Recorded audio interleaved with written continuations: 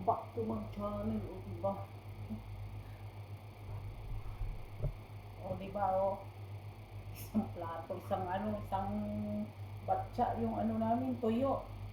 Ito ay pasalubong ng kasama ko galing Pilipinas, o. Ang sarap, ang bango. Ito, ang lalaki, o. Umuwi kasi siya, nagbabakasyon, o. Tapos ito yung dala niya, pinapasalubungan niya ako. Sobrang laki ng ano nila, tuyo. Galing daw ito sa anong nila. Hindi ito tuyo, daing. Galing daw ito sa ano nila, sa dagat. Kasi malapit sila sa dagat, dinadaing. Kasi kung ito ay binibili dito ganito, parang kadadaing lang, oh, sobrang laki. O, diba? Oh, lapit natin. Ah, diba? Sobrang laki na nga daw. Mga ano to, isang buwan namin to kinakain, oh.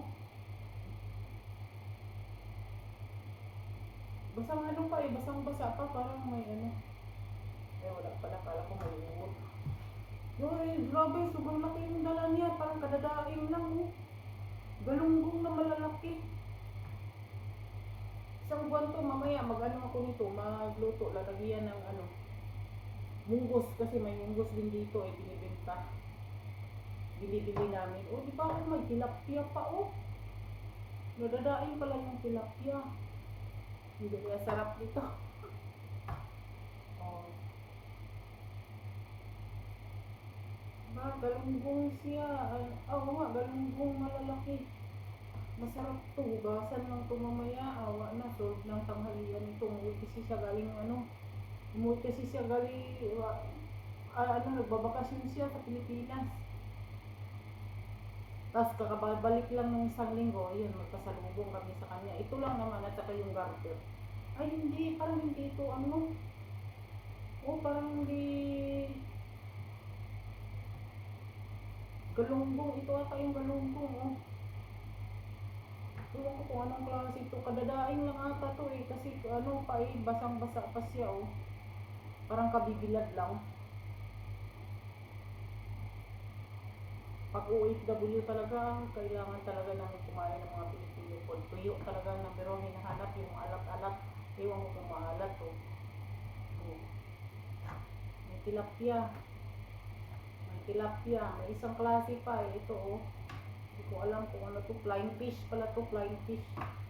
Oh, marami. Tatlong klase itong ano, tuyo na ano, pasalubong niya sa amin.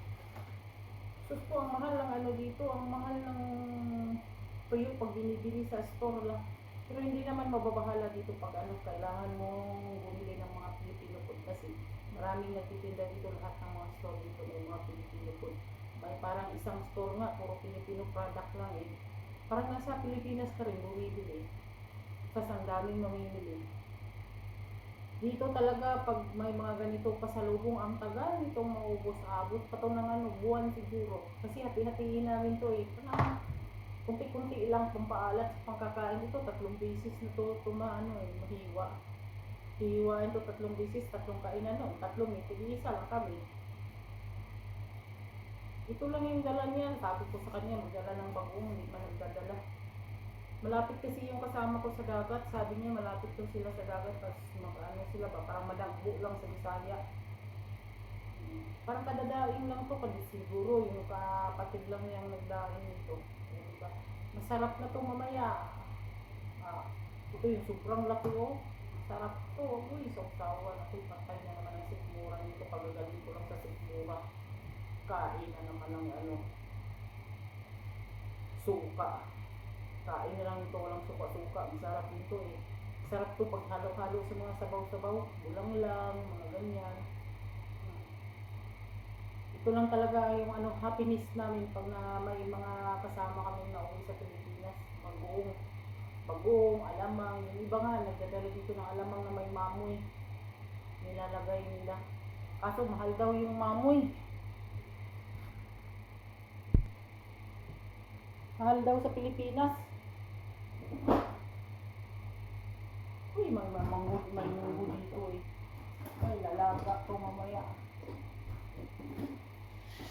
Oh. Kasya to. Kukuha ako pag nagdadamihan. Kasya pa to. Marami. Marami ng mga ano yan, magugulay. Hindi ba? Sus, ngayon lang ako nakakapikit ng ganito kalaki. Pasalubong. Bihira ang magpapasalubong ng ganito kalaki. Yung malapit lang talaga sa dagat. Kung walang dagat, normal, maliliit. Yung kasama ko dati umuwi, Danggit, galing Leyte. Leyte siya, tapos dumaan ng Cebu, bumili siya sa Cebu. Grabe, dami noon, Danggit. Oh, ito yung tilapia ata. Ganito palang pagkain ng tilapia. Tapos yung kasama ko dati din yung isa, bumili rin, Danggit din. Masarap yung Danggit. Saka yung dried pusit, pero yung pusit nakakauman habang kumakain ka, tumatagal. Pero ito, magsawa. Pag ito sobrang laki. Kasap lang ka. Isang buwan to kain namin dito. Magluto ako mamaya. Papadala ko rin sa sa kasama ko sa kabila sa side dito. Kasi hindi sila makapagluto doon. Maamon kasi.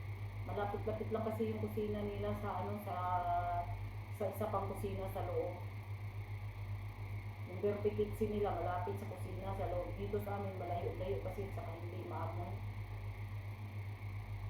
Kailangan lang nito pag pag na-prito, kailangan bilis ka agad. Tapos yung ulo mo, mag-i-hermit ka, papalutin kasi dito, maamoy na maamoy ito eh. Hindi kagaya sa atin na walang amoy pag nagluluto tayo sa katawan natin. Pero ito, maamoy ito. Close kasi ang kusina dito, hindi pwedeng i-open. Saka pag i-open mo, marami ring langaw. Ang mga langaw din ay OFW rin. Ewan ko sa mga langaw. Lahat na dito may langaw, may ipis. Kala ko nga dito, wala mga ganyan. Meron din pala. Ito, hirap niya Ay, masarap ito mamaya. Ito yung lulutuin ko. Sana ito yung pangpes. Ito yung ilako ko sa munggos. Tapos magpiprito pa.